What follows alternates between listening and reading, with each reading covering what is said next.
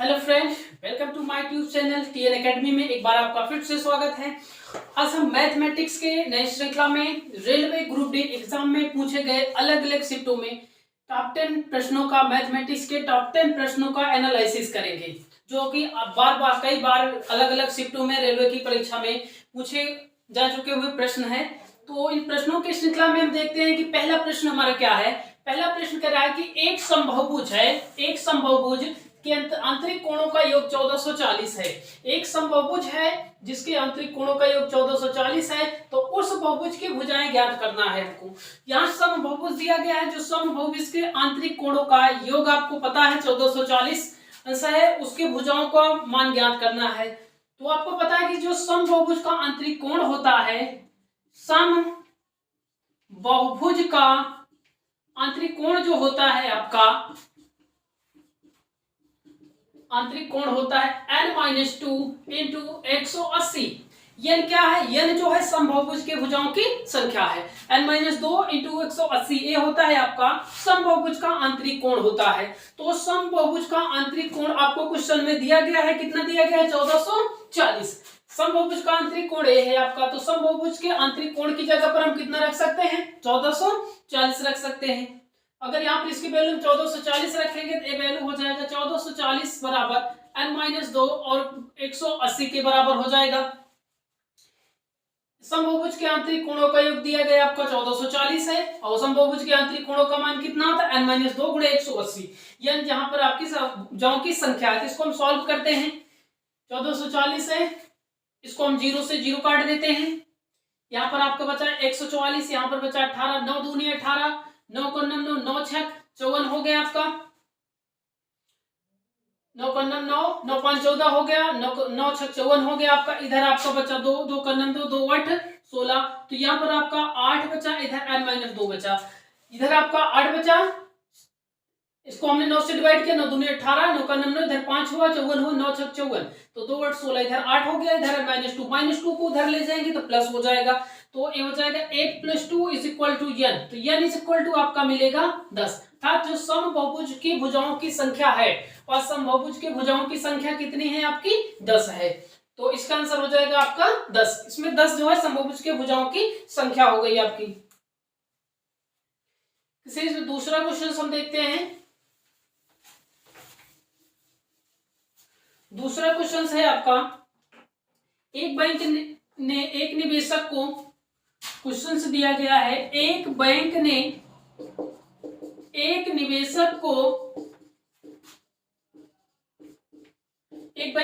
निवेशक को साधारण ब्याज की दर पर 5 वर्षों में, निवेशक को साधारण ब्याज की दर पर 5 वर्षों में, साधारण ब्याज की दर पर 5 वर्षों में मूल निवेश की दुगनी राशि देता है। मूल निवेश की दुगनी राशि देता है। मूल निवेश की दुगनी राशि देता है। एक बैंक जो है, एक निवेशक को साधारण ब्याज की दर पर 5 वर्षों में मूल निवेश की दुगनी राशि प्रदान करता है। तब उसकी ब्याज की दर कितनी है? तब आपको बताना है उसकी ब्याज की दर कितनी है। ब्याज की दर कितनी है आपको क्या फाइंड करना है? ब्याज की दर कितनी है। क्वेश्चन पहले समझ लीजिएगा कि एक बैंक में एक निवेशक जो है बैंक में पैसा जमा करता है, तो बैंक क्या करती है, उसको 5 वर्ष में वो जितना पैसा निवेश करता है बैंक उसको 5 वर्ष में उससे 2 गुना राशि मुहैया कराती है। तो यह 5 वर्षों की बात की गई। तो इसमें आपको पता नहीं कि बैंक जो है वह कितने प्रतिशत, आपको परसेंटेज फाइंड करना है। तो आपको पता है कि मूलधन P होता है, मिश्र धन A होता है। मूलधन P है, मिश्र धन A है, और आपका टाइम दिया गया है कितना? 5 वर्षों की बात किया गया है। समय आपका 5 वर्ष है। कंडीशन आप समझिएगा, कह रहा है कि एक बैंक में एक निवेशक को साधारण ब्याज की दर पर 5 वर्षों में मूल निवेश की दुगनी राशि प्राप्त होता है। मूल निवेश आपका मूलधन है। मान लीजिए अगर मूलधन x रुपया है, अगर उसने x रुपया निवेश किया था तो उसको दुगना पैसा मिल रहा है, 2x रुपया मिल रहा है। x रुपया अगर उसने दुगनी राशि प्रदान की जाती है, कितने वर्षों में? 5 वर्षों में। अगर वो x रुपया निवेश करता है तो उसको मिलेगा प्रॉफिट कितना? 2x। जितने भी पैसे निवेश करेगा उसका उसको 2 गुना मिलेगा आपका। तो इसका डिफरेंस कितना हो जाएगा एक्स, ए एक्स क्या है आपका एसआई हो जाएगा, साधारण ब्याज हो जाएगा, सिंपल इंटरेस्ट हो जाएगा। क्योंकि जितना पैसा उसको निवेश किया है उसका डबल पैसा मिल रहा है तो उसका 50% क्या हो जाएगा, उसका साधारण ब्याज हो जाएगा। आपको पता है कि साधारण ब्याज होता है मूलधन गुणे दर गुणे समय बटे 100।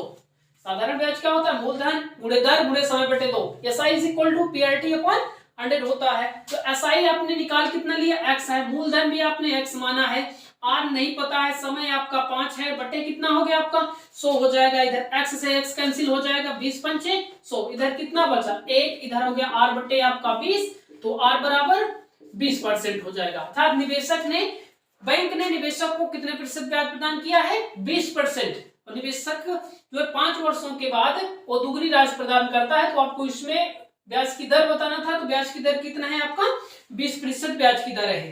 ब्याज की दर कितना है आपका 20% है। तीसरा क्वेश्चन है, तीसरा क्वेश्चन बहुत इंटरेस्टिंग है, बार बार रेलवे ग्रुप जी की परीक्षा में पूछे गए 1 से 2 प्रश्न, ट्रिग्नोमेट्री फंक्शन के 1 से 2 प्रश्न बार बार पूछे गए हैं। क्वेश्चन है आपका क्वेश्चन नंबर 3 है, कह रहा है यदि cos square theta minus sine square theta is equal to 1/3 है, तो आपको cos की पावर 4 थीटा माइनस साइन की पावर 4 थीटा प्लस 1 इसकी वैल्यू आपको फाइंड करना है। ट्रिग्नोमेट्रिक फंक्शन का इक्वेशंस है, बहुत इंपॉर्टेंट है, 1 से 2 प्रश्न लगभग सभी शिफ्टों में पूछे गए हैं। तो यहां से आपको बताना है कि अगर cos square theta minus sine square theta की वैल्यू आपको गिवन दिया गया है, cos square theta minus sine square theta की वैल्यू कितना है 1/3 है, तो आपको cos की पावर 4 थीटा माइनस साइन की पावर 4 थीटा प्लस 1 का मान बताना है। तो यहां से आप देखिएगा इसकी वैल्यू हमको फाइंड करना है, एक cos की पावर 4 थीटा माइनस साइन की पावर 4 थीटा प्लस 1, cos की पावर 4 थीटा माइनस साइन की पावर 4 थीटा प्लस 1 है, तो इसको हम लिख सकते हैं cos स्क्वायर थीटा का whole square minus sine square theta का होल स्क्वायर प्लस 1 हो जाएगा। आपने फॉर्मुलाइज पढ़ा होगा a square minus B square is equal to होता है आपका a plus B A minus B, A square minus B square is equal to A plus B A minus B. यहाँ पर A square minus B square के form में है, तो ए की जगह पर आपका कितना है cos स्क्वायर थीटा है, बी की जगह पर कितना है आपका साइन स्क्वायर थीटा है, तो ए प्लस बी अर्थात हो गया cos square theta plus sine square theta into A minus B cos square theta minus sine square theta plus कितना 1 हो जाएगा आपका। यहाँ पर हमने इसको A square minus B square में स्पेंड कर दिया, क्योंकि आपको पता है कि जो संख्या होती है ए स्क्वायर माइनस बी स्क्वायर बराबर कितना ए प्लस बी ए माइनस बी होता है आपका। तो ट्रिग्नोमेट्रिकल फंक्शन में दूसरी सब संख्या जो है sine square theta plus cos square theta, इसकी वैल्यू कितना होता है 1 होता है।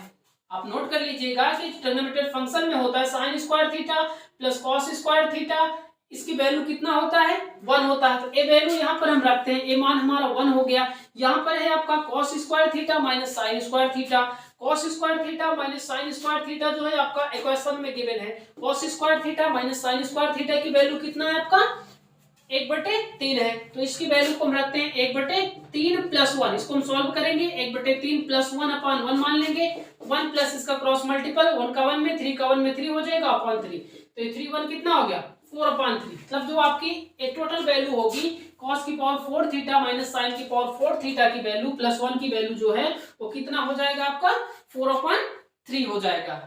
तो यहाँ पर आपको दो शब्द का याद करना है, sine square theta plus cos square theta is equal to 1, और दूसरी जो बचा आपका cos square theta minus sine square theta, इसकी वैल्यू आपको गिवन है कितना 1/3 इसकी वैल्यू आपको गिवन है। अगला क्वेश्चन देखते हैं, रेलवे की परीक्षा में पूछे जाने वाले इंपॉर्टेंट प्रश्न की एक सीरीज है, आपको टॉप 10 क्वेश्चन यहां से बताए जाएंगे। क्वेश्चन नंबर 4 कह रहा है यदि x प्लस 1/x की वैल्यू 1 दे रखा है तो निम्नलिखित का मान ज्ञात कीजिए। तो आपको पूछ रखा है 2/x square minus x plus 2, इसकी वैल्यू क्या होगा। बहुत इंटरेस्टिंग क्वेश्चन है, बहुत ही इंपॉर्टेंट क्वेश्चन है, बीजगणितीय अलजेब्रा बीजगणित से पूछे जाने वाले प्रश्न बहुत ही इंपॉर्टेंट होते हैं। इसमें कई प्रश्न लगभग सारे शिफ्टों में पूछे गए हैं। आपको जो वैल्यू दी गई है आप थोड़ा इस पर ध्यान दीजिएगा, x प्लस 1/x की वैल्यू 1 है, आपको फाइंड कितने की वैल्यू करना है आपको वैल्यू निकालना है 2/x² माइनस x प्लस 2 की वैल्यू आपको फाइंड करना है। 2/x² माइनस x प्लस 2 की वैल्यू आपको फाइंड करना है। बहुत ही आसान है, थोड़ा सा दिमाग लगाइए।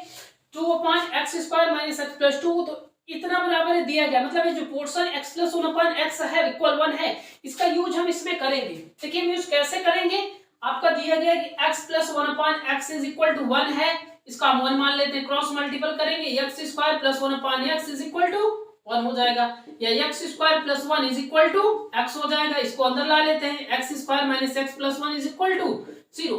तो यहां से एक इक्वेशन मिल गया जो दिया गया था x plus 1/x is equal to 1। इसको सॉल्व करके हमने एक इक्वेशन प्राप्त कर लिया। इक्वेशन कितना है हमारा, x² minus x plus 1 equal to 0 हमारा इक्वेशन आ गया। अब इस वैल्यू को हम यहाँ पर पुट करेंगे। देखिए तो इसको हम ऐसा लिख सकते हैं 2 इस पोर्शन को x² minus x plus 1 plus 1, ध्यान दीजिएगा यहाँ प्लस 2 है क्योंकि ये वैल्यू हमने यहाँ पर 0 निकालना है, तो इसको हम इस फॉर्म में चेंज कर लेंगे, x² माइनस x प्लस 1 और प्लस 1 और 1 कितना हो जाएगा आपका 2 हो जाएगा। इसको हमने तोड़ा है तो ए वाली वैल्यू यहाँ पर हम उठा के रख देते हैं। इस पूरे पोर्शन का मान हो जाएगा कितना 0 प्लस 1, तो हो जाएगा 2/1, तो बराबर कितना आ जाएगा 2।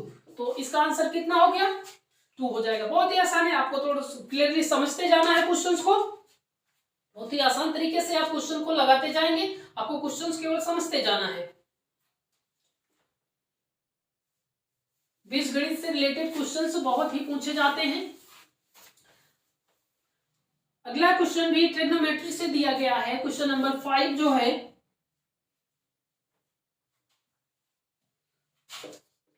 क्वेश्चन नंबर 5 है आपका, कह रहा कि यदि tan a plus cot a plus cot a is equal to 2 है, तो आपको निकालना है tan की पावर 10a प्लस cot की पावर 10a। तो आपको वैल्यू बताना है tan की पावर 10a प्लस cot की पावर 10a, इसकी वैल्यू क्या होगी। एक ट्रिग्नोमेट्री फंक्शन का इक्वेशन है आपका, बहुत ही इंपॉर्टेंट है, कई बार परीक्षाओं में पूछे जा चुके हैं आपके क्वेश्चंस। तो यहां से ध्यान दीजिए tan a plus cot a, थोड़ी क्वांटिटी देखिए, जो tan होते हैं और cot होते हैं दोनों एक दूसरे के अपोजिट हैं। अगर हम cot a की वैल्यू को देखें तो जो cot a फंक्शन होता है 1/tan a के इक्वल होता है, और जो tan a फंक्शन होता है आपका 1/cot a के इक्वल होता है, ध्यान दीजिएगा। तो यहां पर अब देखिए आपको दिया कितना गया है, tan a plus cot a is equal to 2 है। तो इसको हम सॉल्व करके इसमें थोड़ा इसको हम tan a cot a को लिख सकते हैं हम 1/tan a is equal to 2। tan a का cot a को कितना लिखा हमने 1/tan a के फॉर्म में बना। tan a को tan a में करेंगे कितना हो जाएगा हमारा tan स्क्वायर a प्लस 1, और इधर tan a का गुणा हो जाएगा, कितना आ जाएगा आपका 2tan a, तो हो जाएगा tan स्क्वायर a, इसको अंदर ले जाएंगे minus 2tan a plus 1 is equal to 0। इसको हम 1 का स्क्वायर लिख सकते हैं, a square minus 2ab plus b square, a minus b का whole square, tan a minus 1 का होल स्क्वायर, तो tan a minus 1 equal to 0, तो tan a is equal to 1। यहां से हमको एक वैल्यू मिल गई, कौन सी tan a की वैल्यू मिल गई। tan a की वैल्यू कितना मिल गया हमको 1 मिल गया। तो हमको जो वैल्यू फाइंड करना है, आप ध्यान दीजिएगा, tan की पावर 10a प्लस cot की पावर 10a की वैल्यू फाइंड करना है। हमने बताया कि जो cot a होता है उसको अगर हम tan में चेंज करेंगे तो कितना हो जाएगा हमारा 1/tan a हो जाएगा। तो यहाँ पर हम cot a को चेंज कर लेते हैं, tan की पावर 10a, cot को लिखेंगे 1/tan की पावर 10। cot को हमने किस में कन्वर्ट कर दिया, tan में कन्वर्ट कर दिया, क्योंकि tan a की वैल्यू हमको पता है। तो tan a की पावर 10 है, मतलब 1 की पावर 10 हो जाएगा, प्लस 1/1 की पावर 10 हो जाएगा। 1 की पावर 10 का मतलब 1 हो गया, 1 की पावर 1 का मतलब 1 हो गया। तो इधर 1 प्लस 1 कितना आ जाएगा आपका 2। इसका आंसर कितना आ जाएगा 2 आ जाएगा। बहुत ही आसान है, आपको समझते जाना है।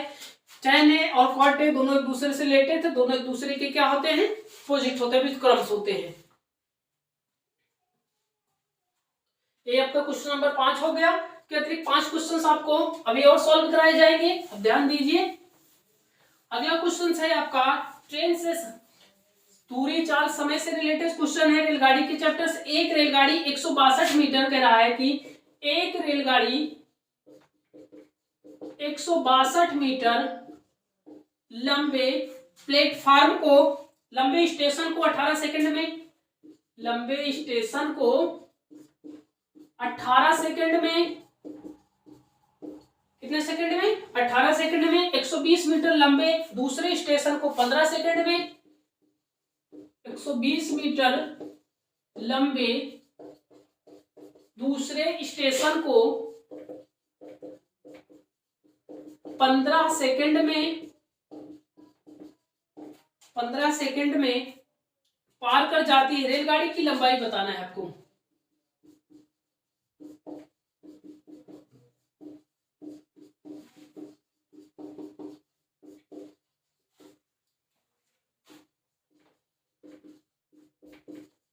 को बताना क्या है? रेलगाड़ी की लंबाई। अब क्वेश्चन देखिए, क्वेश्चन नंबर आपका 6 है। क्या बोल रहे हैं यहाँ पर? आप क्वेश्चन को समझने की कोशिश कीजिए कि क्वेश्चन आपका क्या कह रहा है।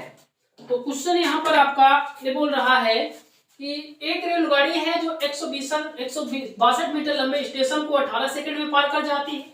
मान लीजिए आपकी एक रेलगाड़ी ए बी है, एक स्टेशन है जो 162 मीटर है, इसको कितने सेकंड में पार कर जाती है? 18 सेकंड में। इसको 18 सेकंड में पार करती है। एक दूसरी रेलगाड़ी है, एक रेलगाड़ी 120, पहले स्टेशन को पार करने में वो, पहले स्टेशन की लंबाई 162 मीटर है, उसको पार करने में 18 सेकंड का समय लगाती है। वही रेलगाड़ी अब दूसरे स्टेशन पर जाएगी। दूसरे स्टेशन जो है आपका कितना मीटर है? 120 मीटर लंबा है, उसको पार करने में कितना समय लगाती है? 15 सेकंड लगाती है। तो आपको बताने की रेलगाड़ी की लंबाई, ये जो रेलगाड़ी थी यही रेलगाड़ी पहले स्टेशन को क्रॉस की और यही रेलगाड़ी आगे आके दूसरे स्टेशन को क्रॉस करे, मतलब तो रेलगाड़ी तो वही है आपकी। इसी रेलगाड़ी की लंबाई को हमको निकालना है। अगर रेलगाड़ी की लंबाई को हम क्या मान ले? एक्स मान लेते हैं, तो इसकी भी लंबाई कितना होगा? एक्स हो जाएगा, क्योंकि एक ही रेलगाड़ी दोनों स्टेशन को क्रॉस कर रही है। यहाँ पर हमको 162 मीटर जो आपका स्टेशन है, स्टेशन की लंबाई है। यहाँ पर जो है स्टेशन की लंबाई है। अगर हम बात करें कुल लंबाई की, मतलब स्टेशन सहित रेलगाड़ी की लंबाई, तो कितना हो जाएगा? पहली कंडीशन में 162 प्लस एक्स हो जाएगा। तो जो इसकी स्पीड होगी, पहले ट्रेन की जो स्पीड होगी वो हो जाएगी डिस्टेंस अपॉन टाइम होगा। तो टोटल डिस्टेंस कितना बनेगा? 162 प्लस कितना? एक्स अपॉन टाइम कितना है? 18 हो जाएगा। इसी प्रकार अगर इसी ट्रेन की दोबारा जब दूसरे स्टेशन को पार करते समय उसकी अगर स्पीड को कैलकुलेट करें तो टोटल डिस्टेंस जो होगी 120 प्लस कितना हो जाएगा? 120 प्लस एक्स हो जाएगा और टाइम कितना है आपका? 15 सेकंड हो जाएगा। मतलब अगर इसकी जो पहली स्पीड होगी ट्रेन की लंबाई सही तो 162 प्लस एक्स अपॉन 18 हो जाएगा। दूसरा हो जाएगा 120 प्लस एक्स अपॉन कितना हो जाएगा आपका? 15 हो जाएगा। तो दोनों स्पीड्स आपस में, एक ही ट्रेन की, तो दोनों स्पीड्स आपस में क्या होंगी? बराबर होंगी। तो ये दोनों क्वांटिटीज हम क्या कर देंगे? आपस में बराबर कर देंगे। देखिए ये बनेगा 162 प्लस एक्स 18 इक्वल हो जाएगा आपका 120 प्लस एक्स अपॉन कितना हो जाएगा? 15। इसको हम काटते हैं, 3 बचे 15, 3 6 18 हो गया। थोड़ा ध्यान दीजिए, 5 का गुणा इसमें करेंगे, 5 दूनी 10 हो गया, 16 पंचे 80, 80 कितना हो जाएगा आपका? 81। 5 का एक्स में करेंगे कितना आ गया हमारा? 5x आ जाएगा। 6 का 12 छंग कितना हो जाएगा आपका? 72, 720 हो गया और 6 का एक्स में करेंगे कितना हो जाएगा हमारा? 6x हो जाएगा। तो इसके बाद हमने इसका क्या किया? इसको 3 बचे 15, 3 से 18, इसको हमने काट दिया। इसके बाद इसका 5 का क्रॉस मल्टीपल कर दिया गया। इसे 5 का 162 में कर दिया हमने, 162 में करने पर 810 आया और x के साथ करेंगे 5x और 6 का 12 में करेंगे 12 6 72, 120 है। ये 5x से 6x है, इसको इधर ले जाके घटा देंगे तो ये हो जाएगा आपका 6x माइनस 5x। इधर आपका 810 है, 810 में से 720 घटा देंगे तो 810 में से अगर हम 720 घटाएंगे और इधर 6x में से 5x तो इधर 1x बचेगा। इधर आपका कितना बच जाएगा? 90 बचेगा। x हमने क्या माना था? एक्स हमने क्या माना था? एक्स क्या थी? आपने माना था कि एक्स जो है वो रेलगाड़ी की लंबाई थी। तो रेलगाड़ी की लंबाई कितना है आपका? 90 मीटर है। तो इस रेलगाड़ी की लंबाई कितना बनेगा आपका? 90 मीटर जो है रेलगाड़ी की लंबाई हो जाएगा।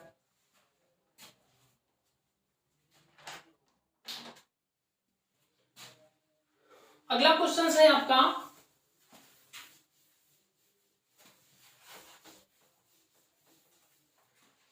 किसी संख्या में 119 से भाग देने पर 19 से 7 बचता है।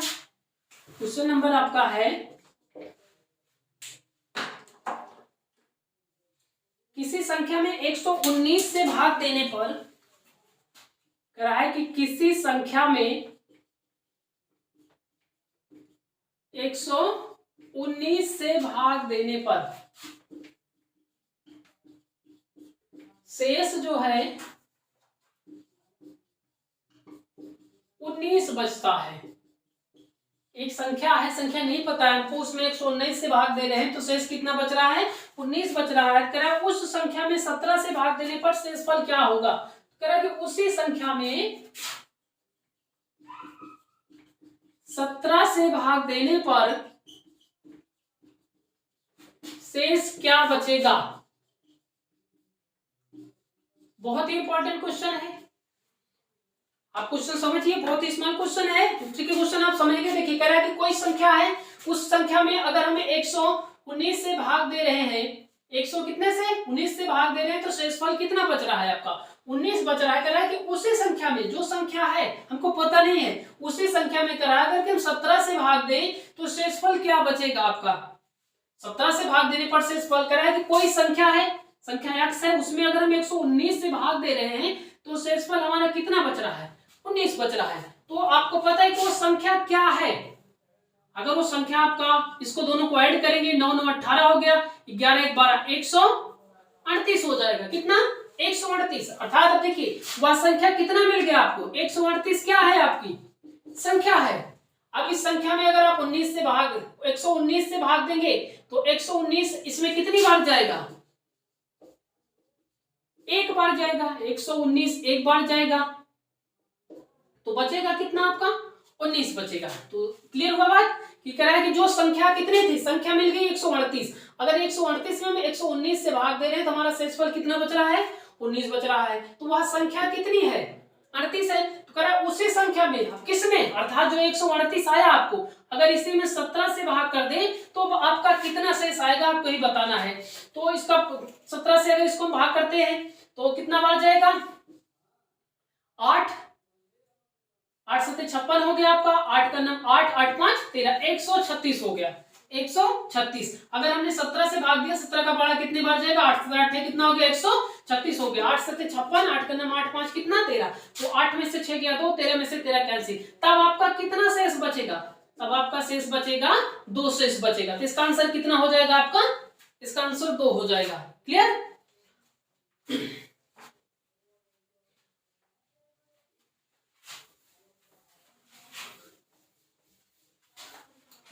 क्वेश्चन नंबर 8 करा है, एक समद्विबाहु त्रिभुज की असमान भुजाएं 8 सेंटीमीटर है। करा है कि एक समद्विबाहु त्रिभुज है, त्रिभुज की असमान भुजाएं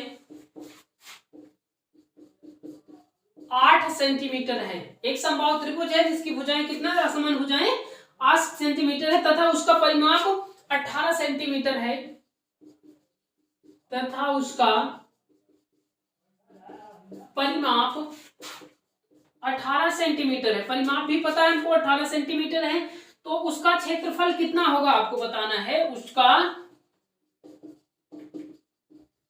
क्षेत्रफल कितना होगा। बहुत ही इंटरेस्टिंग क्वेश्चन है। इस तरह से क्वेश्चन काफी शिफ्ट में पूछे गए हैं रेलवे ग्रुप डी में। कह रहे एक समद्विबाहु, पहले आप समझिए कि समद्विबाहु क्या होता है। समद्विबाहु का मतलब होता है, जैसे त्रिभुज आप जानते हो तो त्रिभुज में 3 भुजाएं होती हैं, कितने 3 भुजाएं। तो समद्विबाहु कर रहा है, सम मतलब बराबर, द्वि का मतलब 2, जिसमें 2 भुजाएं बराबर हों, अर्थात 3 भुजाओं में से 2 भुजाएं आपस में क्या होनी चाहिए, बराबर होनी चाहिए। मान लेते हैं कोई त्रिभुज है आपका, कोई त्रिभुज है, ये 2 साइड्स आपके बराबर हैं, ए है दूसरी बी है। तो ये त्रिभुज कैसा त्रिभुज होगा आपका, समद्विबाहु त्रिभुज होगा, क्योंकि समद्विबाहु त्रिभुज में 2 भुजाएं आपस में क्या होती हैं, बराबर होती हैं। तीसरी भुजा जो होती है वो दोनों भुजाओं से बड़ी होती है। इसको क्या बोला जाएगा, समद्विबाहु त्रिभुज। क्या है, समद्विबाहु त्रिभुज की असमान भुजा, मतलब किसकी वैल्यू दिया गया, असमान भुजा कौन सी इसमें आपकी, बी है। बी का मान 8 सेंटीमीटर दिया गया और उसका परिमाप 18 सेंटीमीटर। परिमाप आप समझते हो, तीनों भुजाओं का योग। किसी भी त्रिभुज का परिमाप क्या होगा, जो परिमाप होता है आपका, परिमाप होता है तीनों भुजाओं का योग, त्रिभुज का परिमाप बराबर तीनों भुजाओं का योग। परिमाप कितना दिया गया आपको? 18 दिया गया। परिमाप कितना है आपका? 18 है। भुजाएं कौन कौन सी हैं आपकी? ए है और बी है। ए आपका 18 हो गया, ए और ए मिलकर 2a और बी की वैल्यू 8 है। तो 18 में से 8 घटा देंगे, कितना आ गया आपका? 2a। 2a is equal to कितना बचेगा आपका? 10। तो ए हो जाएगा आपका 10/2। तो 2 पंचे कितना हो गया? 10 हो गया। तो आपका मतलब जो समान भुजा है त्रिभुज की, मतलब अब दोनों जो समान भुजाएं थी, ए भी कितना है आपका? 5 सेंटीमीटर है, तो ए भी कितना होगा आपका? 5 सेंटीमीटर होगा। तो परिमाप जो होगा आपका तीनों भुजाओं का क्या होता है? योग होता है। अब हम बात कर लेते हैं अर्ध परिमाप की। अर्ध परिमाप जो होता है आपका, यस होता है परिमाप बटे 2। ए की वैल्यू हमने निकाला 5, बी की वैल्यू 5, सी की वैल्यू, बी की वैल्यू, यहाँ पर हमको लिखना था ए, हमने माना था a प्लस बी अपॉन 2। ए की वैल्यू 5 है, बी की वैल्यू 5 है और बी की वैल्यू यहाँ पर 8 है अपॉन 2। इसको जोड़ेंगे तो 18/2 हो जाएगा। 2 9 18। मतलब अर्ध परिमाप कितना मिल गया आपको? 9 सेंटीमीटर मिल गया। अर्ध परिमाप कितना आ गया आपका? 9 सेंटीमीटर। अर्ध परिमाप होता है भुजाओं का योग बटे 2, तीनों भुजाओं का योग। तो दो भुजाएं समान थी, a प्लस बी अपॉन 2, तीनों को मान रख के हमने s निकाल लिया। अब त्रिभुज का क्षेत्रफल की बात करेंगे तो त्रिभुज का क्षेत्रफल क्या होता है? Under root s minus a, s minus b, s minus c। s का मतलब कितना है आपका? 9 है। 9 माइनस a का 5, 9 माइनस b भी 9 minus s minus a, s minus b, s minus c होता है आपका फार्मूला। लेकिन यहाँ पर आपका पहली भुजा a है, दूसरी भुजा भी कितना है? a है। तो इसको हम कितना लिखेंगे? एक तीसरी भुजा हमने कितना मान रखा है? b। तो 9 माइनस 5, ए हो जाएगा आपका 9 माइनस 8।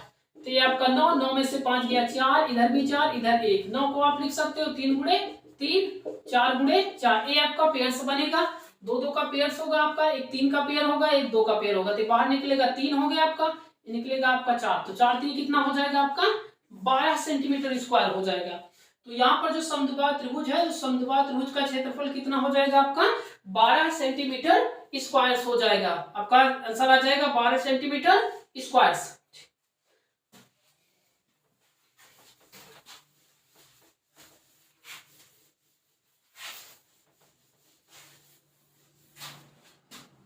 अगला क्वेश्चन है, बहुत ही इंपॉर्टेंट है। दिया गया आपका 220 प्लस 21 प्लस 4 प्लस 35, 135 है प्लस 81।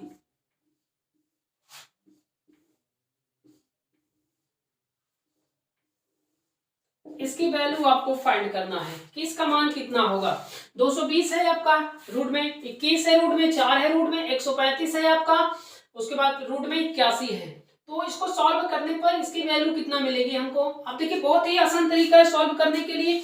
आप बहुत ही आसानी से इसको सॉल्व कर सकते हैं। हम इसको स्टार्टिंग कहां से करेंगे? सबसे पीछे से स्टार्टिंग करेंगे। यहां पर आपको पता है, देखिए ये रूट लगा हुआ है, रूट है। तो 81 आपका कितने का रूट है? 9 का रूट है। कितने का? 9 का रूट है आपका 81। अगर आप ध्यान दीजिए यहां से 81 को हटाएंगे तो कितना बचा? 9 प्लस 9 हो जाएगा। 135 में अगर 9 जुड़ेगा तो कितना आएगा आपका? 144 आ जाएगा।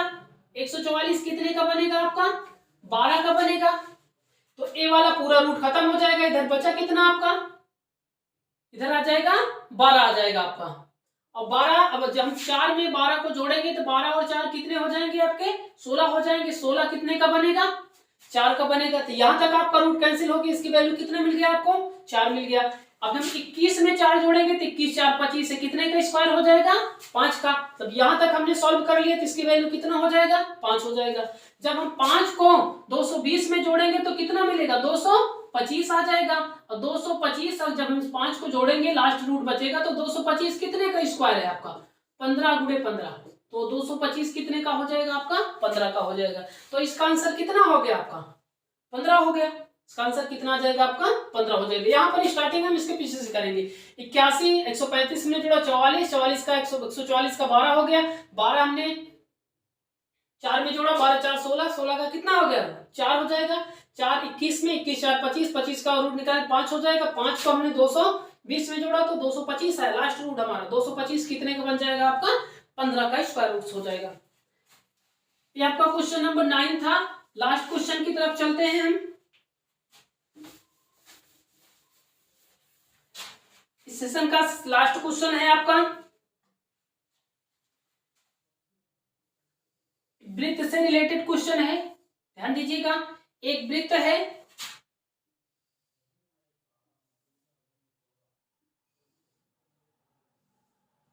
वृत्त दिया गया है, यहां पर ओ जो है वृत्त का केंद्र है,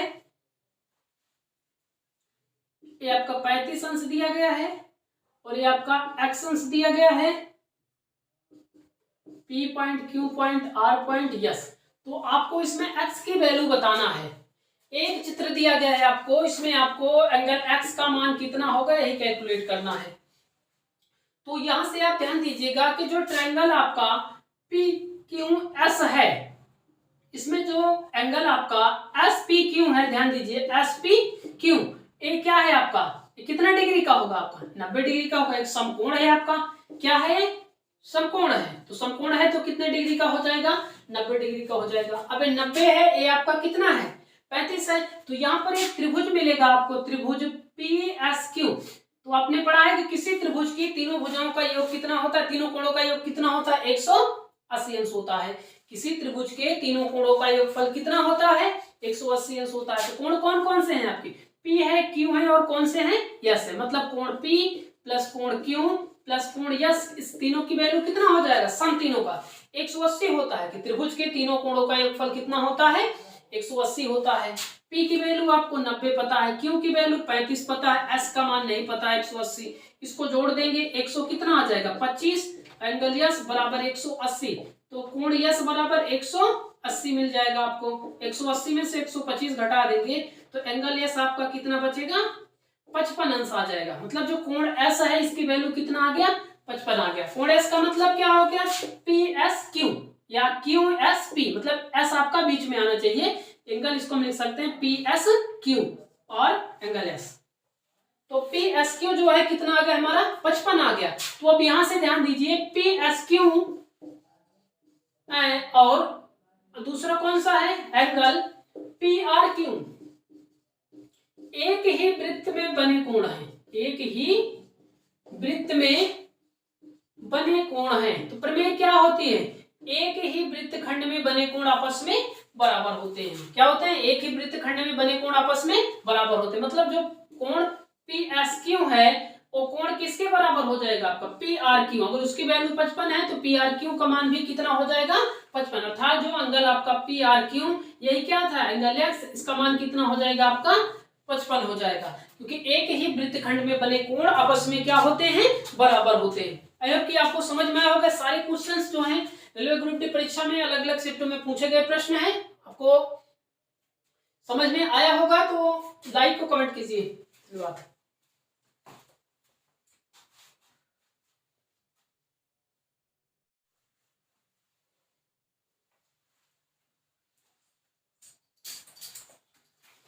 hello friends, welcome to my tube channel TN academy में एक बार आपका फिर से स्वागत है।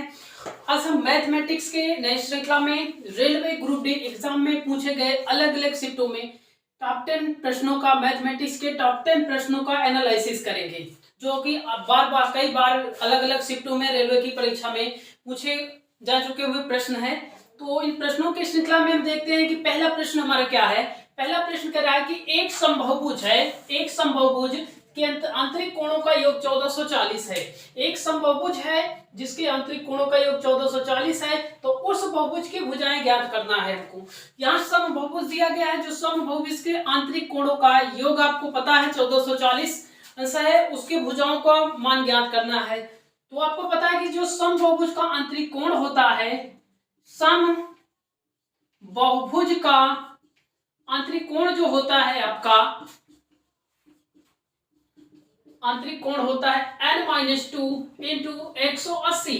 n क्या है, n जो है समबाहुभुज के भुजाओं की संख्या है। n-2 इंटू 180 ये होता है आपका समबाहुभुज का आंतरिक कोण होता है। तो समबाहुभुज का आंतरिक कोण आपको क्वेश्चन में दिया गया है, कितना दिया गया है, 1440। समबाहुभुज का आंतरिक कोण ये है आपका। तो समबाहुभुज के आंतरिक कोण की जगह पर हम कितना रख सकते हैं, 1440 रख सकते हैं। अगर यहाँ पर इसकी वैल्यू 1440 रखेंगे तो ये वैल्यू हो जाएगा 1440 बराबर n-2 और 180 के बराबर हो जाएगा। समबहुभुज के आंतरिक कोणों का योग दिया गया आपका 1440 है और समबहुभुज के आंतरिक कोणों का मान कितना होता है n-2 गुणे 180। यानी जहां पर आपकी भुजाओं की संख्या है इसको हम सॉल्व करते हैं। 1440 है, इसको हम 0 से 0 काट देते हैं। यहाँ पर आपका बचा 144, यहाँ पर बचा 18, 9 दूनी 18, 9 को 9 9 छक 54 हो गया आपका, 9 को 9 9 9 5 14 हो गया, 9 छक 54 हो गया आपका। इधर आपका बचा 2 2 का 9 2 2 8 16, तो यहाँ पर आपका 8 बचा, इधर n-2 बचा, इधर आपका 8 बचा, इसको हमने 9 से डिवाइड किया, 9 दूनी 18, 9 का 9 9, इधर 5 हुआ, 54 हुआ, 9 छक 54, तो 2 8 16, इधर 8 हो गया, इधर -2 को उधर ले जाएंगे तो प्लस हो जाएगा, तो ये हो जाएगा 8 + 2 = n, तो n = आपका मिलेगा 10। अर्थात जो समबहुभुज की भुजाओं की संख्या है और समबहुभुज की भुजाओं की संख्या कितनी है आपकी 10 है, तो इसका आंसर हो जाएगा आपका 10। इसमें 10 जो है समबहुभुज के भुजाओं की संख्या हो गई आपकी। इसे दूसरा क्वेश्चन हम देखते हैं। दूसरा क्वेश्चन है आपका, एक बैंक ने एक निवेशक को, क्वेश्चन से दिया गया है, एक बैंक ने एक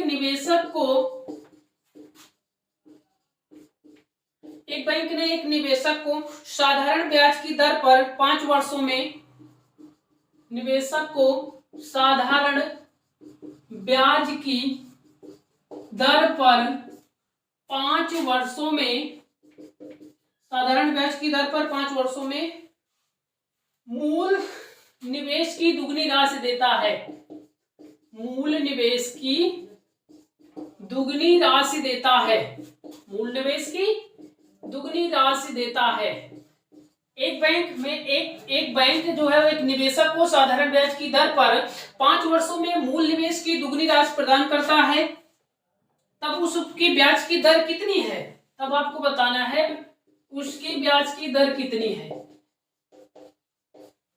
ब्याज की दर कितनी है, आपको क्या फाइंड करना है, ब्याज की दर कितनी है। क्वेश्चन पहले समझ लीजिएगा कि एक बैंक में एक निवेशक जो है बैंक में पैसा जमा करता है, तो बैंक क्या करती है उसको 5 वर्ष में वो जितना पैसा निवेश करता है बैंक उसको 5 वर्ष में उससे 2 गुना राशि मुहैया कराती है। तो यह 5 वर्षों की बात की गई, तो इसमें आपको पता नहीं कि बैंक जो है वह कितने प्रतिशत, आपको परसेंटेज फाइंड करना है। तो आपको पता है कि मूलधन P होता है, मिश्र धन A होता है, मूलधन P है, मिश्र धन A है, और आपका टाइम दिया गया है कितना, 5 वर्षों की बात किया गया है, समय आपका 5 वर्ष है। कंडीशन आप समझिएगा करा कि एक बैंक में एक निवेशक को साधारण ब्याज की दर पर 5 वर्षों में मूल निवेश की दुगनी राशि प्राप्त होता है। मूल निवेश आपका मूलधन है, मान लीजिए अगर मूलधन x रुपया है, अगर उसने x रुपया निवेश किया था तो उसको दुगना पैसा मिल रहा है, 2x रुपया मिल रहा है। x रुपया अगर उसने दुगनी राशि प्रदान की जाती है कितने वर्षों में, 5 वर्षों में, अगर वो x रुपया निवेश करता है तो उसको मिलेगा प्रॉफिट कितना, 2x। जितने भी पैसे निवेश करेगा उसका उसको 2 गुना मिलेगा आपका। तो इसका डिफरेंस कितना हो जाएगा, x। x क्या है आपका, SI हो जाएगा, साधारण ब्याज हो जाएगा, सिंपल इंस्टेंट हो जाएगा, क्योंकि जितना पैसा उसको निवेश किया है उसका डबल पैसा मिल रहा है, तो उसका 50% क्या हो जाएगा, उसका साधारण ब्याज हो जाएगा। आपको पता है कि साधारण ब्याज होता है मूलधन गुणे दर गुणे समय बटे 100। साधारण ब्याज क्या होता है, मूलधन गुणे दर गुणे समय बटे 2। SI = PRT/100 होता है। तो SI आपने निकाल कितना लिया, x है, मूलधन भी आपने x माना है, r नहीं पता है, समय आपका 5 है, बटे कितना हो गया आपका 100 हो जाएगा, इधर x से x कैंसिल हो जाएगा, 20 पंचे 100, इधर कितना बचा 1, इधर हो गया r बटे आपका 20, तो r बराबर 20% हो जाएगा। अर्थात निवेशक ने, बैंक ने निवेशक को कितने प्रतिशत ब्याज प्रदान किया है, 20%। और निवेशक जो है 5 वर्षों के बाद वो दुगनी राशि प्रदान करता है, तो आपको इसमें ब्याज की दर बताना था, तो ब्याज की दर कितना है आपका 20% ब्याज की दर है। ब्याज की दर कितना है आपका 20% है। तीसरा क्वेश्चन है, तीसरा क्वेश्चन बहुत इंटरेस्टिंग है, बार बार रेलवे ग्रुप जी की परीक्षा में पूछे गए 1 से 2 प्रश्न, ट्रिग्नोमेट्री फंक्शन के 1 से 2 प्रश्न बार बार पूछे गए हैं। क्वेश्चन है आपका, क्वेश्चन नंबर 3 है, कह रहा है यदि cos square theta minus sine square theta = 1/3 है, तो आपको कॉस की पावर 4 थीटा माइनस साइन की पावर 4 थीटा प्लस 1, इसकी वैल्यू आपको फाइंड करना है। ट्रिग्नोमेट्रिक फंक्शन का इक्वेशन है, बहुत इंपॉर्टेंट है। 1 से 2 प्रश्न लगभग सभी शिफ्टों में पूछे गए हैं। तो यहां से आपको बताना है कि अगर cos square theta minus sine square theta की वैल्यू आपको गिवन दिया गया है, cos square theta minus sine square theta की वैल्यू कितना है 1/3 है, तो आपको cos की पावर 4 थीटा माइनस साइन की पावर 4 थीटा प्लस 1 का मान बताना है। तो यहां से आप देखिएगा इसकी वैल्यू हमको फाइंड करना है। एक cos की पावर 4 थीटा माइनस साइन की पावर 4 थीटा प्लस 1, cos की पावर 4 थीटा माइनस साइन की पावर 4 थीटा प्लस 1 है, तो इसको हम लिख सकते हैं cos स्क्वायर थीटा का whole square minus sine square theta का होल स्क्वायर प्लस 1 हो जाएगा।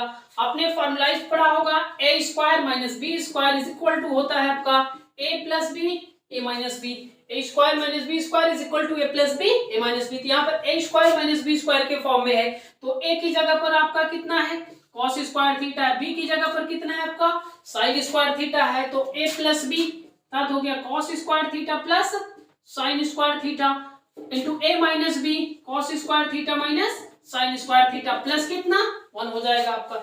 यहाँ पर हमने इसको a square minus B square में स्पेंड कर दिया, क्योंकि आपको पता है कि जो संख्या होती है a square minus B square बराबर कितना a plus B A minus b होता है आपका। तो ट्रिग्नोमेट्रिकल फंक्शन में दूसरी सब संख्या जो है sine square theta plus cos square theta, इसकी वैल्यू कितना होता है 1 होता है। आप नोट कर लीजिएगा कि ट्रिग्नोमेट्रिक फंक्शन में होता है sine square theta plus cos square theta, इसकी वैल्यू कितना होता है 1 होता है। तो ए वैल्यू यहाँ पर हम रखते हैं, ए मान हमारा 1 हो गया। यहाँ पर है आपका cos square theta minus sine square theta, cos square theta minus sine square theta जो है आपका इक्वेशन में गिवन है। cos square theta minus sine square theta की वैल्यू कितना है आपका 1/3 है, तो इसकी वैल्यू को हम रखते हैं 1/3 प्लस 1, इसको हम सॉल्व करेंगे 1/3 प्लस 1 अपॉन 1 मान लेंगे, 1 प्लस इसका क्रॉस मल्टीपल 1 का 1 में 3 का 1 में 3 हो जाएगा अपॉन 3, तो ये 3 1 कितना हो गया 4/3। मतलब जो आपकी एक टोटल वैल्यू होगी cos की पावर 4 थीटा माइनस साइन की पावर 4 थीटा की वैल्यू प्लस 1 की वैल्यू जो है वो कितना हो जाएगा आपका 4/3 हो जाएगा। तो यहाँ पर आपको दो शब्द का याद करना है, sine square theta plus cos square theta is equal to 1, और दूसरे जो बचा आपका cos square theta minus sine square theta, इसकी वैल्यू आपको गिवन है कितना 1/3 इसकी वैल्यू आपको गिवन है। अगला क्वेश्चन देखते हैं। रेलवे की परीक्षा में पूछे जाने वाले इंपॉर्टेंट प्रश्न की एक सीरीज है, आपको टॉप 10 क्वेश्चन यहां से बताए जाएंगे। क्वेश्चन नंबर 4 कह रहा है यदि x प्लस 1/x की वैल्यू 1 दे रखा है तो निम्नलिखित का मान ज्ञात कीजिए। तो आपको पूछ रखा है 2/x square minus x plus 2, इसकी वैल्यू क्या होगा। बहुत ही इंटरेस्टिंग क्वेश्चन है, बहुत ही इंपॉर्टेंट क्वेश्चन है। बीजगणितीय अलजेब्रा बीजगणित से पूछे जाने वाले प्रश्न बहुत ही इंपॉर्टेंट होते हैं। इसमें कई प्रश्न लगभग सारी शिफ्टों में पूछे गए हैं। आपको जो वैल्यू दी गई है आप थोड़ा इस पर ध्यान दीजिएगा। x प्लस 1/x की वैल्यू 1 है, आपको फाइंड कितने की वैल्यू करना है, आपको वैल्यू निकालना है 2/x square minus x plus 2 की वैल्यू आपको फाइंड करना है। 2/x square minus x plus 2 की वैल्यू आपको फाइंड करना है। बहुत ही आसान है, थोड़ा सा दिमाग लगाइए। 2/x square minus x plus 2, तो इतना बराबर दिया गया, मतलब ये जो पोर्शन x प्लस 1/x है इक्वल 1 है, इसका यूज हम इसमें करेंगे। देखिए हम यूज कैसे करेंगे, आपका दिया गया कि x plus 1/x is equal to 1 है, इसका हम 1 मान लेते हैं, क्रॉस मल्टीपल करेंगे x square plus 1/x is equal to 1 हो जाएगा, या x square plus 1 is equal to x हो जाएगा। इसको अंदर ला लेते हैं, x square minus x plus 1 is equal to 0। तो यहां से एक इक्वेशन मिल गया जो दिया गया था x plus 1/x is equal to 1, इसको सॉल्व करके हमने एक इक्वेशन प्राप्त कर लिया। इक्वेशन कितना है हमारा x square minus x plus 1 equal to 0 हमारा इक्वेशन आ गया। अब इस वैल्यू को हम यहाँ पर पुट करेंगे। देखिए तो इसको हम ऐसा लिख सकते हैं 2 इस पोर्शन को x square minus x plus 1 plus 1, ध्यान दीजिएगा यहाँ प्लस 2 है क्योंकि ये वैल्यू हमने यहाँ पर 0 निकालना है, तो इसको हम इस फॉर्म में चेंज कर लेंगे, x square minus x plus 1 और प्लस 1 और 1 कितना हो जाएगा आपका 2 हो जाएगा। इसको हमने तोड़ा है तो ए वाली वैल्यू यहाँ पर हम उठा के रख देते हैं। इस पूरे पोर्शन का मान हो जाएगा कितना 0 प्लस 1, तो हो जाएगा 2/1, तो बराबर कितना आ जाएगा 2। तो इसका आंसर कितना हो गया 2 हो जाएगा। बहुत ही आसान है, आपको थोड़ा क्लियरली समझते जाना है क्वेश्चंस को। बहुत ही आसान तरीके से आप क्वेश्चन को लगाते जाएंगे, आपको क्वेश्चन केवल समझते जाना है। बीजगणित से रिलेटेड क्वेश्चंस बहुत ही पूछे जाते हैं। अगला क्वेश्चन भी ट्रिग्नोमेट्री से दिया गया है। क्वेश्चन नंबर 5 जो है,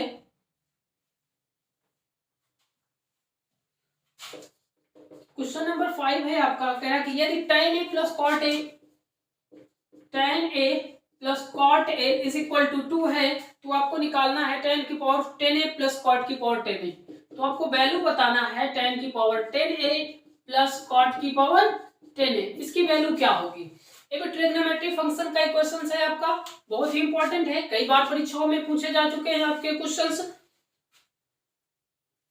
तो यहां से ध्यान दीजिए, tan a plus cot a, थोड़ी क्वांटिटी देखिए, जो tan होते हैं और कॉट होते हैं दोनों एक दूसरे के अपोजिट हैं। अगर हम कॉट a की वैल्यू को देखें तो जो कॉट a फंक्शन होता है 1/tan a के इक्वल होता है, और जो tan a फंक्शन होता है आपका 1/cot a के इक्वल होता है। ध्यान दीजिएगा। तो यहां पर अब देखिए आपको दिया कितना गया है, tan a plus cot a is equal to 2 है। तो इसको हम सॉल्व करके इसमें थोड़ा इसको हम tan a cot a को लिख सकते हैं हम 1/tan a is equal to 2। tan a का cot a को कितना लिखा हमने 1/tan a के फॉर्म में बनाया। tan a को tan a में करेंगे कितना हो जाएगा हमारा tan स्क्वायर a प्लस 1, और इधर tan a का गुणा हो जाएगा, कितना आ जाएगा आपका 2tan a, तो हो जाएगा tan स्क्वायर a, इसको अंदर ले जाएंगे minus 2tan a plus 1 is equal to 0। इसको हम 1 का स्क्वायर लिख सकते हैं, a square minus 2ab plus b square, a minus b का whole square, tan a minus 1 का होल स्क्वायर, तो tan a minus 1 equal to 0, तो tan a is equal to 1। यहां से हमको एक वैल्यू मिल गई, कौन सी, tan a की वैल्यू मिल गई। tan a की वैल्यू कितना मिल गया हमको 1 मिल गया। तो हमको जो वैल्यू फाइंड करना है, आप ध्यान दीजिएगा, tan की पावर 10a प्लस कॉट की पावर 10a की वैल्यू फाइंड करना है। हमने बताया कि जो कॉट a होता है उसको अगर हम tan में चेंज करेंगे तो कितना हो जाएगा हमारा 1/tan a हो जाएगा। तो यहाँ पर हम कॉट a को चेंज कर लेते हैं, tan की पावर 10a, कॉट को लिखेंगे 1/tan की पावर 10। कॉट को हमने किस में कन्वर्ट कर दिया, tan में कन्वर्ट कर दिया, क्योंकि tan a की वैल्यू हमको पता है। तो tan a की पावर 10 है, मतलब 1 की पावर 10 हो जाएगा, प्लस 1/1 की पावर 10 हो जाएगा। 1 की पावर 10 का मतलब 1 हो गया, 1 की पावर 1 का मतलब 1 हो गया। तो इधर 1 प्लस 1 कितना आ जाएगा आपका 2। इसका आंसर कितना आ जाएगा 2 आ जाएगा। बहुत ही आसान है, आपको समझते जाना है। tan a और cot a दोनों एक दूसरे से रिलेटेड थे, दोनों एक दूसरे के क्या होते हैं, अपोजिट होते हैं, व्युत्क्रम्स होते हैं। ये आपका क्वेश्चन नंबर 5 हो गया। के अतिरिक्त 5 क्वेश्चंस आपको अभी और सॉल्व कराए जाएंगे। अब ध्यान दीजिए, अगला क्वेश्चन है आपका ट्रेन से दूरी चाल समय से रिलेटेड क्वेश्चन है, रेलगाड़ी के चैप्टर से। एक रेलगाड़ी 162 मीटर कह रहा है कि एक रेलगाड़ी 162 मीटर लंबे प्लेटफार्म को, लंबे स्टेशन को 18 सेकंड में, लंबे स्टेशन को 18 सेकंड में,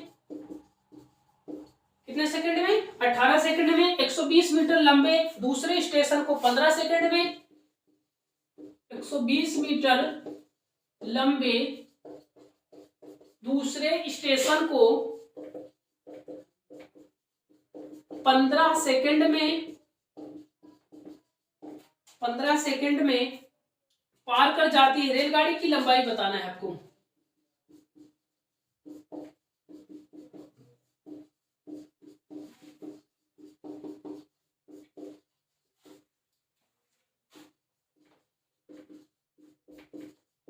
बताना क्या है, रेलगाड़ी की लंबाई। अब क्वेश्चन देखिए, क्वेश्चन नंबर आपका 6 है। क्या बोल रहा है यहाँ पर, आप क्वेश्चन को समझने की कोशिश कीजिए कि क्वेश्चन आपका क्या कह रहा है। तो क्वेश्चन यहाँ पर आपका ये बोल रहा है कि एक रेलगाड़ी है जो 162 मीटर लंबे स्टेशन को 18 सेकंड में पार कर जाती है। मान लीजिए आपकी एक रेलगाड़ी ए बी है, एक स्टेशन है जो 162 मीटर है, इसको कितने सेकंड में पार कर जाती है 18 सेकंड में, इसको 18 सेकंड में पार करती है। एक दूसरी रेलगाड़ी है, एक रेलगाड़ी 120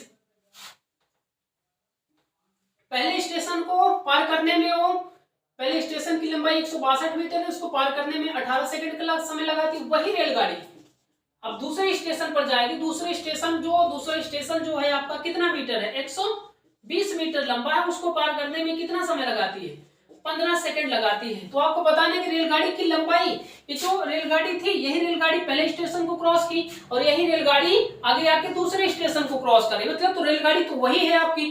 इसी रेलगाड़ी की लंबाई को हमको निकालना है। अगर रेलगाड़ी की लंबाई को हम क्या मान ले, x मान लेते हैं, तो इसकी भी लंबाई कितना होगा, x हो जाएगा, क्योंकि एक ही रेलगाड़ी दोनों स्टेशन को क्रॉस कर रही है। यहाँ पर हमको 162 मीटर जो आपका स्टेशन है, स्टेशन की लंबाई है, यहाँ पर जो है स्टेशन की लंबाई है। अगर हम बात करें कुल लंबाई की, मतलब स्टेशन सहित रेलगाड़ी की लंबाई, तो कितना हो जाएगा, पहली कंडीशन में 162 प्लस x हो जाएगा। तो जो इसकी स्पीड होगी, पहले ट्रेन की जो स्पीड होगी वो हो जाएगी डिस्टेंस अपॉन टाइम होगा। तो टोटल डिस्टेंस कितना बनेगा, 162 प्लस कितना x अपॉन टाइम कितना है, 18 हो जाएगा। इसी प्रकार अगर इसी ट्रेन की दोबारा जब दूसरे स्टेशन को पार करते समय उसकी अगर स्पीड को कैलकुलेट करें तो टोटल डिस्टेंस जो होगी 120 प्लस कितना हो जाएगा, 120 प्लस x हो जाएगा और टाइम कितना है आपका 15 सेकंड हो जाएगा। मतलब अगर इसकी जो पहली स्पीड होगी ट्रेन की लंबाई सही तो 162 प्लस x अपॉन 18 हो जाएगा, दूसरा हो जाएगा 120 प्लस x अपॉन कितना हो जाएगा आपका 15 हो जाएगा।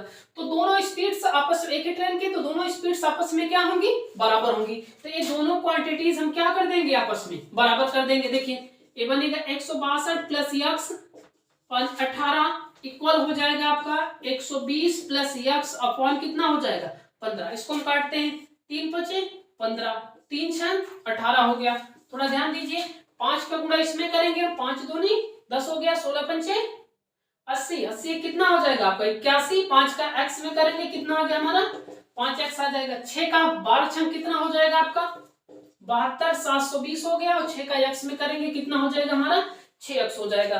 तो इसके बाद हमने इसका क्या किया, इसको 3 पचे 15, 3 6 18, इसको हमने काट दिया। इसके बाद इसका 5 का क्रॉस मल्टीपल कर दिया गया, 5 का 162 में कर दिया हमने, 162 में करने पर 810 आया और x के साथ करेंगे 5x और 6 का 12 में करेंगे 12 6 72, 120 है। ये 5x से 6x है, इसको इधर ले जाके घटा देंगे तो ये हो जाएगा आपका 6x माइनस 5x, इधर आपका 810 है, 810 में से 720 घटा देंगे तो 810 में से अगर हम 720 घटाएंगे और इधर 6x में से 5x तो इधर 1x बचेगा, इधर आपका कितना बच जाएगा 90 बचेगा। x हमने क्या माना था, x हमने क्या माना था, x क्या थी, आपने माना था कि x जो है वो रेलगाड़ी की लंबाई थी।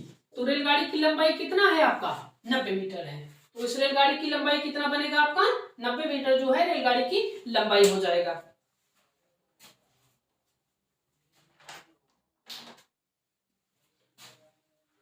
अगला क्वेश्चन है आपका,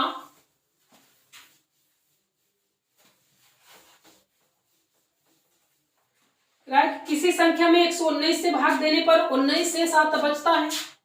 क्वेश्चन नंबर आपका है, किसी संख्या में 119 से भाग देने पर, कह रहा है कि किसी संख्या में 119 से भाग देने पर शेष जो है 19 बचता है। एक संख्या है, संख्या नहीं पता है हमको, उसमें 119 से भाग दे रहे हैं तो शेष कितना बच रहा है 19 बच रहा है। कह रहा है उस संख्या में 17 से भाग देने पर शेषफल क्या होगा। कह रहा है कि उसी संख्या में 17 से भाग देने पर शेष क्या बचेगा। बहुत ही इंपॉर्टेंट क्वेश्चन है, आप क्वेश्चन समझिए, बहुत ही स्मॉल क्वेश्चन है, ठीक है क्वेश्चन आप समझिए। देखिए कह रहा है कि कोई संख्या है, उस संख्या में अगर हमें 119 से भाग दे रहे हैं, 100 कितने से 19 से भाग दे रहे हैं तो शेषफल कितना बच रहा है आपका 19 बच रहा है। कह रहा है कि उसी संख्या में, जो संख्या है हमको पता नहीं है, उसी संख्या में कह रहा है अगर हम 17 से भाग दें तो शेषफल क्या बचेगा आपका। 17 से भाग देने पर शेषफल कह रहा है कि कोई संख्या है, संख्या x है, उसमें अगर हम 119 से भाग दे रहे हैं तो शेषफल हमारा कितना बच रहा है? 19 बच रहा है। तो आपको पता है कि वो संख्या क्या है। अगर वो संख्या आपका, इसको दोनों को ऐड करेंगे, 9 9 18 हो गया, 11 1 12, 138 हो जाएगा। कितना? 138। अर्थात अब देखिए वह संख्या कितना मिल गया आपको? 138 क्या है? आपकी संख्या है। अब इस संख्या में अगर आप 119 से भाग देंगे तो 119 इसमें कितनी बार जाएगा? एक बार जाएगा। 119 एक बार जाएगा तो बचेगा कितना आपका? 19 बचेगा। तो क्लियर हुआ बात कि कह रहा है कि जो संख्या कितनी थी, संख्या मिल गई 138, अगर 138 में हम 119 से भाग दे रहे हैं तो हमारा शेषफल कितना बच रहा है? 19 बच रहा है। तो वह संख्या कितनी है? 38 है। तो कह रहा है उसी संख्या में, किसमें? अर्थात जो 138 आया आपको, अगर इसी में 17 से भाग कर दे तो आपका कितना शेष आएगा आपको ही बताना है। तो इसका 17 से अगर इसको भाग करते हैं तो कितना बार जाएगा? 8 8 7 56 हो गया आपका। 8 का नाम 8 8 5 13, 136 हो गया। 136 अगर हमने 17 से भाग दिया, 17 का बड़ा कितने बार जाएगा? 8 7 8 कितना हो गया? 136 हो गया। 8 7 56, 8 का नाम 8 5 कितना? 13। तो 8 में से 6 गया 2, 13 में से 13 कैंसिल। तब आपका कितना शेष बचेगा? तब आपका शेष बचेगा 2 शेष बचेगा। तो इसका आंसर कितना हो जाएगा आपका? इसका आंसर 2 हो जाएगा। क्लियर?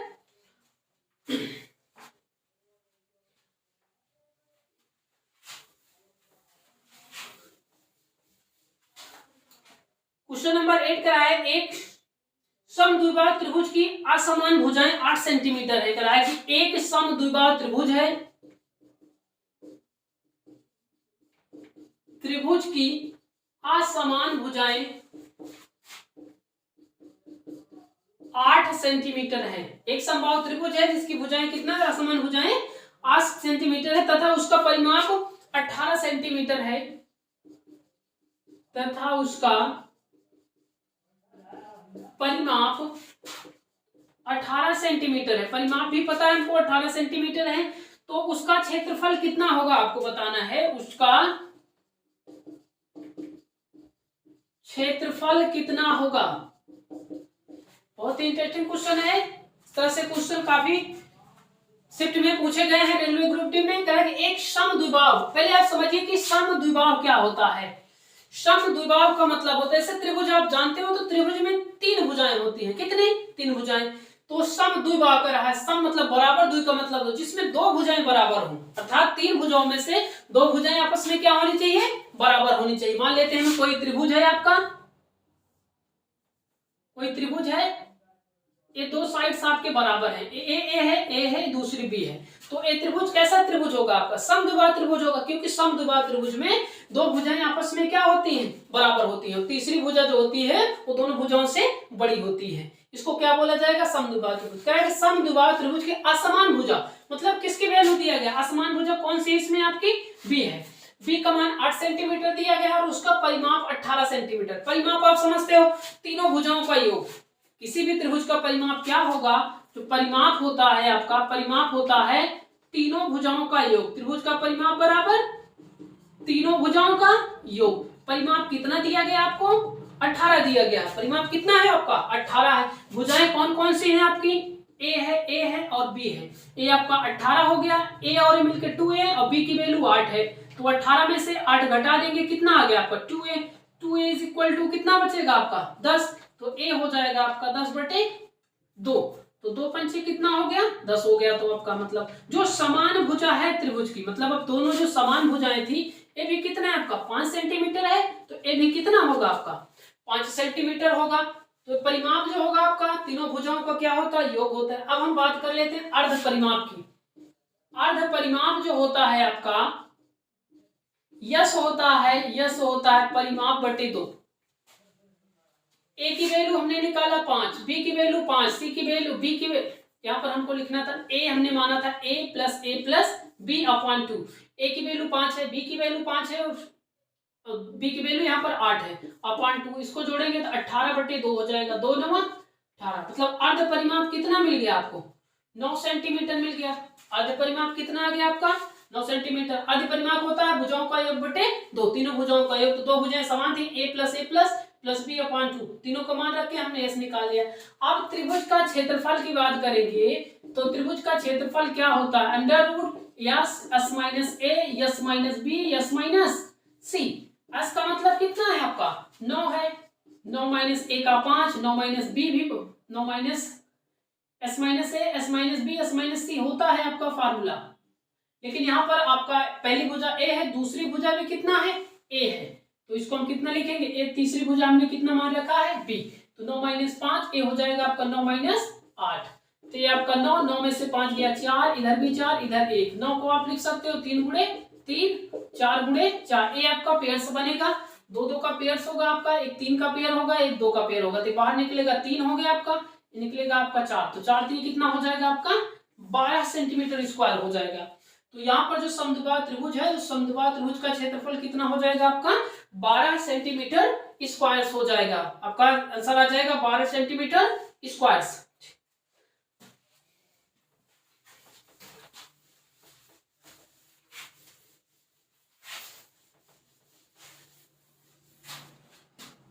अगला क्वेश्चन है बहुत ही इंपॉर्टेंट है, दिया गया आपका 220 प्लस 21 प्लस 4 प्लस 35 135 है प्लस 81,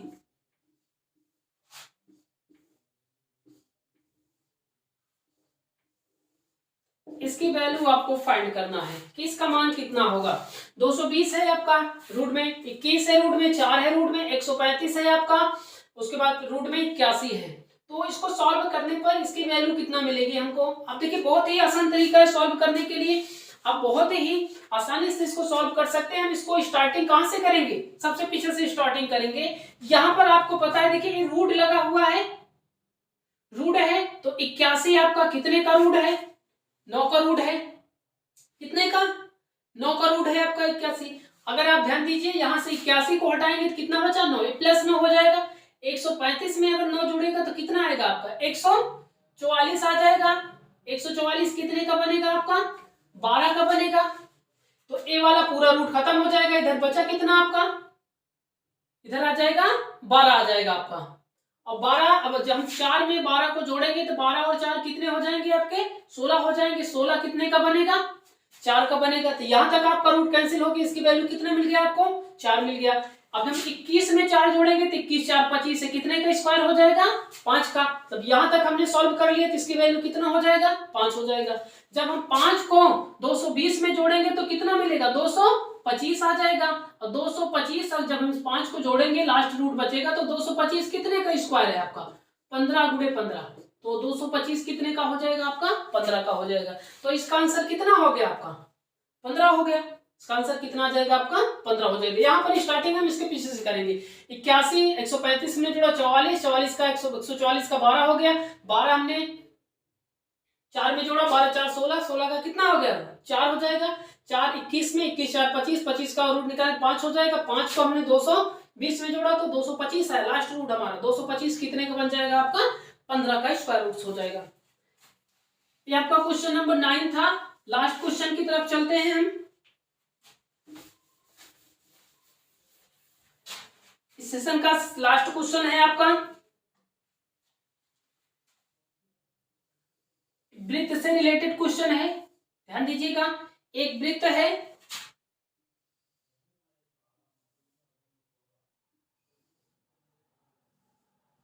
वृत्त दिया गया है, यहां पर ओ जो है वृत्त का केंद्र है,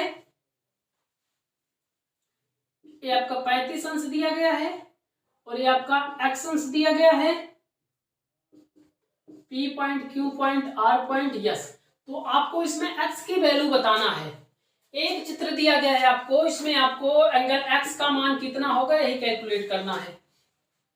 तो यहां से आप ध्यान दीजिएगा कि जो ट्रायंगल आपका PQS है, इसमें जो एंगल आपका SPQ है, ध्यान दीजिए SPQ, ये क्या है आपका, ये कितना डिग्री का होगा आपका 90 डिग्री का होगा। एक समकोण है आपका, क्या है समकोण है, तो समकोण है तो कितने डिग्री का हो जाएगा 90 डिग्री का हो जाएगा। अब 90 है, ये आपका कितना है 35 है, तो यहाँ पर एक त्रिभुज मिलेगा आपको, त्रिभुज PSQ।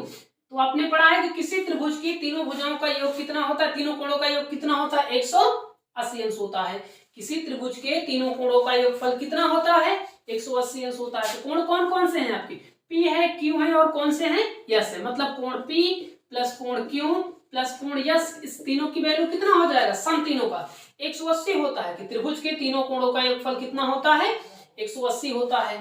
P की वैल्यू आपको 90 पता है, Q की वैल्यू 35 पता है, S का मान नहीं पता है 180। इसको जोड़ देंगे 100 कितना आ जाएगा 25, एंगल यस बराबर 180। तो कोण यस बराबर 180 मिल जाएगा आपको। 180 में से 125 घटा देंगे तो एंगल यस आपका कितना बचेगा, 55 अंश आ जाएगा। मतलब जो कोण एस है इसकी वैल्यू कितना आ गया, 55 आ गया। कोण एस का मतलब क्या हो गया, PSQ या QSP, मतलब एस आपका बीच में आना चाहिए। एंगल इसको हम लिख सकते हैं PSQ और एंगल एस। तो PSQ जो है कितना आ गया हमारा, 55 आ गया। तो अब यहां से ध्यान दीजिए PSQ और दूसरा कौन सा है, एंगल PRQ। एक ही वृत्त में बने कोण है, एक ही वृत्त में बने कोण है। तो प्रमेय क्या होती है, एक ही वृत्त खंड में बने कोण आपस में बराबर होते हैं। क्या होते हैं, एक ही वृत्त खंड में बने कोण आपस में बराबर होते हैं। मतलब जो कोण PSQ है वो कोण किसके बराबर हो जाएगा, आपका PRQ। अगर उसकी वैल्यू 55 है तो PRQ का मान भी कितना हो जाएगा, 55। अर्थात जो एंगल आपका PRQ यही क्या था, एंगल एक्स, इसका मान कितना हो जाएगा आपका 55 हो जाएगा। क्योंकि एक ही वृत्तखंड में बने कोण आपस में क्या होते हैं, बराबर होते हैं। आई होप कि आपको समझ में आया होगा। सारे क्वेश्चंस जो हैं रेलवे ग्रुप डी परीक्षा में अलग अलग शिफ्टों में पूछे गए प्रश्न है, आपको समझ में आया होगा। तो लाइक को कमेंट कीजिए। धन्यवाद।